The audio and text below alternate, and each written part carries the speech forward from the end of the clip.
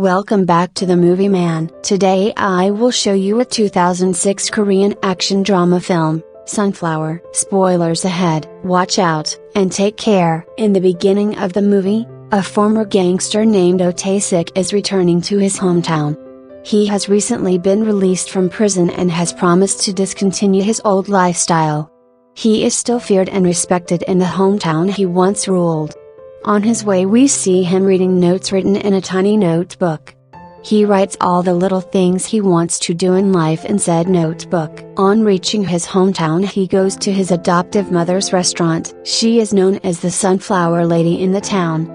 Her daughter Huiju asked Tae-sik to come back later because her mother was not home. Tae-sik innocently claims that he has nowhere else to go, so she suggests he go to a sauna. Tae-sik takes the advice and goes to a nearby sauna where he is fascinated by the automatic clock. He plays with it for a long time, annoying a man who is trying to relax. The man rudely asks him to keep it down, making Tae-sik apologize. However, he is intimidated and surprised when Tae-sik takes his shirt off and reveals his full body tattoo. In another part of the town, two policemen watch a thug beat a lady in the middle of the streets, but they are too scared to do anything because he is gangster Chung-moo's henchman. They ignore the crime happening right in front of them and drive away. Somewhere else, Chung-moo is in a club punishing a traitor. Everyone in the town is scared of him, but not everyone knows that he used to be Tae-sik's puppet before he went to prison. Having nowhere else to go, Tae-sik comes to meet his old friend. Chung-moo is surprised, but he welcomes him to the bar, still respecting him as he did years ago. Tae-sik however greets him and leaves instantly, not wanting to be involved in the crimes happening there.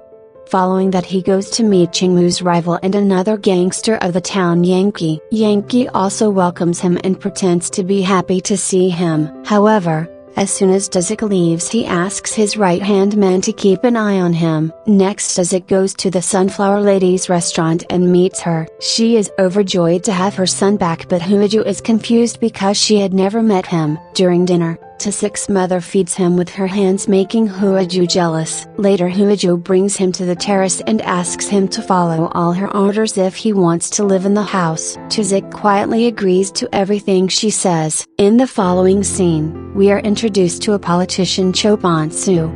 He is a corrupt man who wants to build a shopping mall in an area where several locals live. In front of the public, he pretends to be nice and caring, but as soon as he is out of sight he insults them for believing him. In the meantime, Tae-sik visits a doctor's clinic. He wants to get rid of all his body tattoos because they remind him of his past. However, the doctor claims that the removal will cost a lot of money and will leave a scar on his body.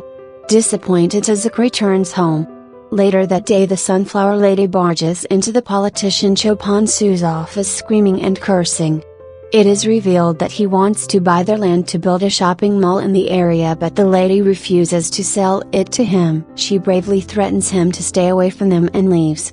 At night Tae-sik and Huiju meet on the terrace. She bosses him around, unaware that he used to be a gangster. Tae-sik doesn't call her out for being rude and continues to do what she says. When Tae-sik is working in the garage the next day, the two policemen from earlier watch him. They reminisce about how much trouble Tae-sik used to cause before he went to prison.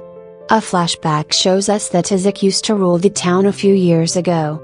Current gangsters Chung-moo and Yankee were his puppets who walked in his footsteps, but after Tae-sik got arrested both of them wanted to take his place. This made them rivals, and taking the opportunity Cho Pon-soo used them to become a politician and get on top. Currently, the gangsters work under him and are always competing. Huiju is in her maths class and is having difficulty understanding calculus. After class Tae-sik comes to pick her up, but her math teacher catches his attention. They go to a private place to talk. It turns out that Tae-sik and she used to date a long time ago. Tae-sik thanks her for always being good to him and leaves. He and Huiji are eating street food when a guy who is obsessed with Huiji starts a fight with him for hitting on his supposed girl. The guy brings Tae-sik to an abandoned building and beats him up along with his friends. They only stop when they notice tattoos all over Tae-sik's body that intimidate them. On returning home Tae-sik applies ointment to his wounds. Huiji feels bad that he has to suffer because of her. Somewhere else Cho Pon-soo is in a meeting with both Chung-moo and Yankee. He has recently opened the biggest club in the town called the Oracle. He wants one of them to help manage the club. Both the gangsters are eager to get a hold of the club, which adds to the tension between them. Cho Pon-soo declares that the one who can get him the Sunflower Ladies restaurant will be given the responsibility. The next day, Chung-moo and his henchmen come to the restaurant and start breaking stuff. But as soon as Chang-moo sees Taezik, he stops everyone. Taezik loses his cool for the first time and strangles Chang-moo, asking him what his intention is. His mother comes outside and makes the thugs go away. Taezik asked her what they wanted, but she dismissed the conversation. Chung-moo and Yang-ki meet the next day and decide to work together to get Taezik off the town. Taezik, on the other hand, is enjoying his crime-free life to the fullest. He helps Hooju with high school maths and says that he also wants to go to college next year. Hooju figures out that Taezik is an excellent student when he easily solves the most difficult math problems. Like and subscribe may look simple for you, but for us, it's precious. Please like, subscribe, and press the bell icon for the latest notifications. Thank you for being so supportive. At night, Taezik returns home with a gift for his mother that he has bought using his first paycheck. They share an emotional hug afterward. Taezik also gives Hooju a camera that she has always wanted. At first, she claims she doesn't want it, so Taezik keeps the camera to himself. But later at night she hands him a cup of tea and looks at him hopefully. Taezik hands her the gift and she walks away happily. Following that, he crosses the buy gifts note that he had written in his notebook. The next day the family goes on a picnic by the side of a lake. They eat, sing and have fun together. At night, Taezik is surprised that his old enemy Bae Eungjin has come to meet him. He calmly advises Taezik to move somewhere else with his family because Cho Pon-soo can do anything to get the land. As they talk, Yang-ki's spies watch them and inform their boss about the interaction. Yang-ki quickly calls Chang-moo to his place and tells him about his findings. They believe that Cho Pon-soo has sent Bae Eungjin to make Taezik hand them the restaurant. If Bae Eungjin is successful in his mission, then the oracle might be given to him instead. So the two plan to move Taezik and his family out of the restaurant as soon as possible. Then we see Taezik and Hoo-jin at the hospital getting Taezik's tattoo removed. He has finally gathered enough money for the procedure. On their way home, the two eat food from street vendors. They decided to go to the same college next year. Taezik is at work when Chung-moo and his men go to the restaurant and start to break stuff. This time they manhandle Taezik's mother and throw her to the ground. Hooju hits him on the head but is pushed to the ground as well. She runs to get Taezik from the garage, but when he returns the thugs have already left. An angry Taezik goes to meet the politician in his office and threatens him to stay away from his family. Cho Pon-soo tries to turn him into a business partner but fails when Taezik bluntly refuses the offer. Yang-ki thinks of a different plan to make Taezik go back to prison. He sends some men to beat him up, hoping that he will retaliate and get caught by the police. He even bribes two policemen to arrest him. As Taezik is working in the garage, the thugs arrive and start an argument. They hit him brutally, but Taezik doesn't react at all. The plan fails and the men drive away. In the evening, Taezik is at home telling his mother about the events of the day. When Hooju's stalker arrives at the house and makes fun of Taezik for getting beat up by random strangers.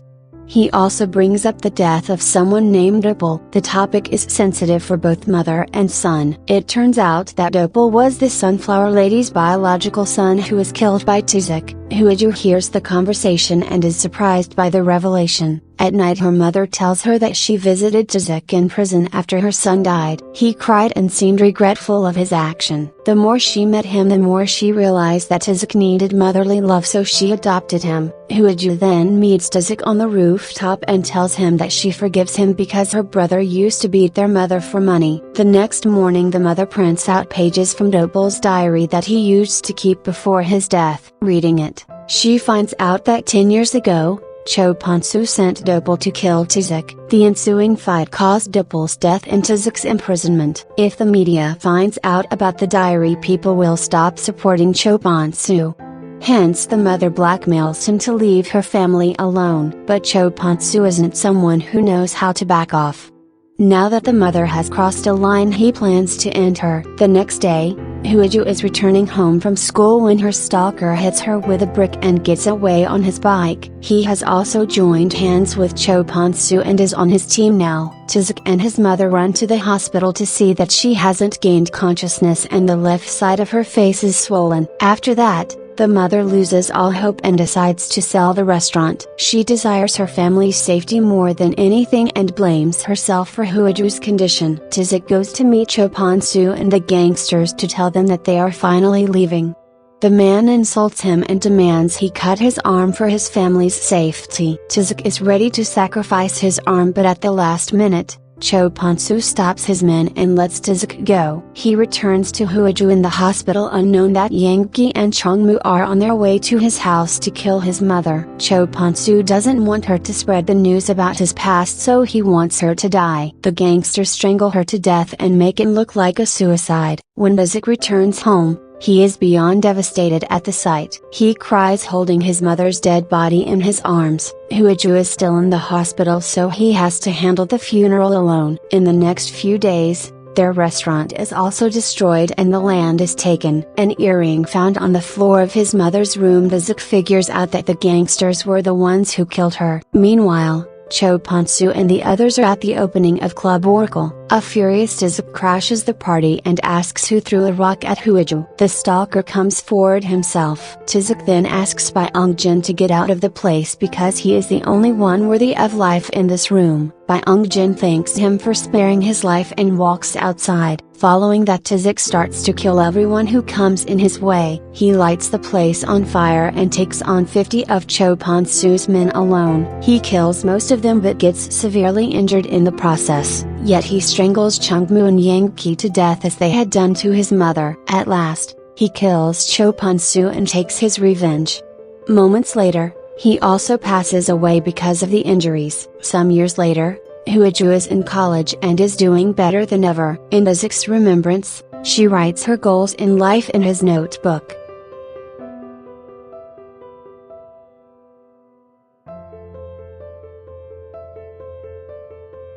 That was all of the video. I hope you enjoyed it. Thanks for watching.